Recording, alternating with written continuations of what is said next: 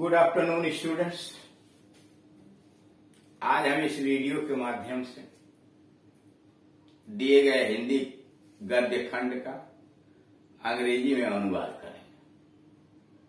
किसी भी पैसेज का जो परीक्षा में दिया जाता है या अन्य जगहों पर दिया जाता है, उसका अनुवाद करने के लिए बहुत सारी सावधानियां बरतनी पड़ती है।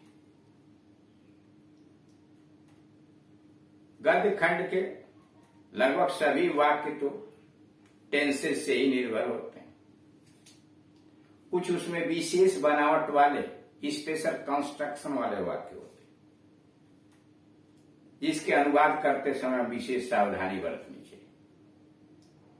बहुत सारे वाक्य लंबे लंबे होते हैं, कॉम्प्लेक्स होते हैं, कंपाउंड होते हैं। सिंपल में भी बड़े बड़े वाक्य होते हैं। उसमें कौन सा शब्द कहाँ लिखा जाए, कौन सा कंजंक्शन प्रयोग किया जाए, उसके टेंस पर क्या विशेषता होनी चाहिए, इन सारी बातों का ध्यान रखते हुए ही किसी पैसेज का हिंदी से अंग्रेजी में ट्रांसलेशन करना चाहिए। यह पैसेज दिया हुआ है 91 नंबर का। शंकु एक निर्धन मजदूर था। शंकु एक निर्धन मजदूर था। शंकु वाज ए पुअर लेबरर, मजदूर लेबरर। शंकु वाज ए पुअर लेबरर। शंकु एक निर्धन मजदूर था। वह एक कारखाने में काम करता था। He worked, वह काम करता था। He worked in a factory. He worked in a factory. वह कारखाने में काम करता था। उसकी एक पत्नी, 2 बच्चे थे। He had a wife and 2 children. He had a wife and 2 children. उसकी आय बहुत कम थी। His earning, उसकी आय, his income was very small. His earning, उसकी आय, या his salary, उसका वेतन, income was very small. वह सदैव कर्ज में रहता था। He always remained in debt. He always remained in debt. वह सदैव कर्ज में रहता था। He always remained in debt. उसको रुपया उधार लेना पड़ता तथा ब्याज देनी पड़ती थी। उसको रुपया उधार लेना पड़ता तथा ब्याज देनी पड़ती थी।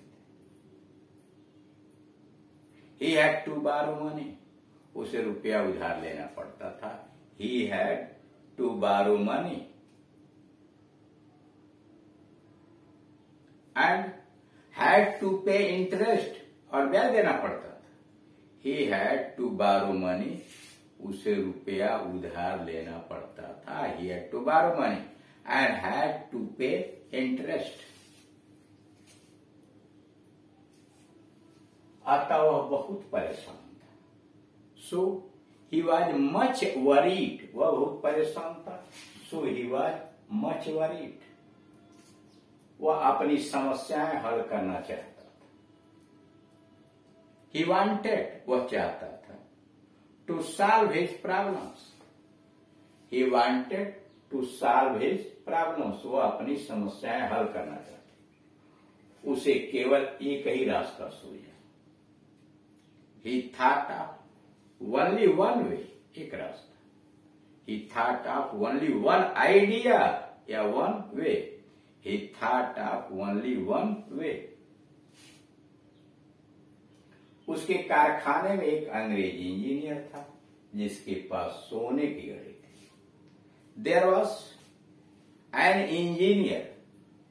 उसके कारखाने में एक अंग्रेजी इंजीनियर था। There was an English engineer. In his factory, there was an English engineer in his factory who had a golden watch, या a gold watch. Who had a gold watch. जब वह लंच के लिए जाता था तो वह घड़ी को अपनी मेज पर छोड़ जाता। जब वह लंच के लिए जाता था तो वह अपनी घड़ी को मेज पर छोड़ जाता था। When he went for lunch, जब वह दोपहर के भोजन के लिए जाता था, when he went for lunch, he left his watch, अपनी घड़ी छोड़ जाता on his table. When he went for lunch, he left his watch on his table. अपनी मुसीबतों से छुटकारा पाने के लिए शंकु ने घड़ी चुराने का निश्चय किया। अपनी मुसीबतों से छुटकारा पाने के लिए to get rid of his troubles, to get rid of his troubles, अपनी मुसीबतों से छुटकारा पाने के लिए to get rid of his troubles, Shanku decided, निश्चय कर लिया, Shanku decided to steal the watch, to get rid of his troubles, अपनी मुसीबतों से छुटकारा पाने के लिए Shanku decided to steal the watch. मध्यावकाश के समय जब इंजीनियर अपने कमरे से बाहर चला गया, at the time of interval, मध्यावकाश के समय, at the time of interval, मध्यावकाश के समय, when engineer came out of his office, at the time of interval, when engineer came out of his office, अपने कार्यालय से बाहर आया, तो शंकु ने उसकी घड़ी चुरा ली। तो के लिए कामा कर देंगे, when the engineer at the time of interval, मध्यावकाश के समय, when the engineer came out of his office, Shanku stole his watch, Shanku ने उसकी घड़ी चुरा ली, शंकु स्टोर हिज वॉच,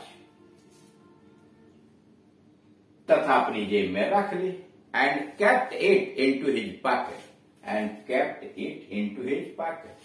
घड़ी चुराने के बाद उसने महसूस किया कि एक आदमी ने उसे देख लिया।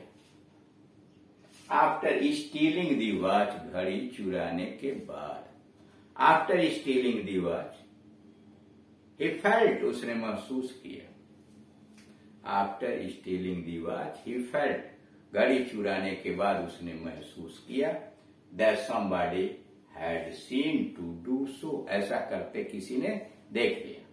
आफ्टर स्टीलिंग दी वॉच, घड़ी चुराने के बाद, ही फेल्ट, उसने महसूस किया, that somebody had seen to do so, किसी ने ऐसा करते देख लिया।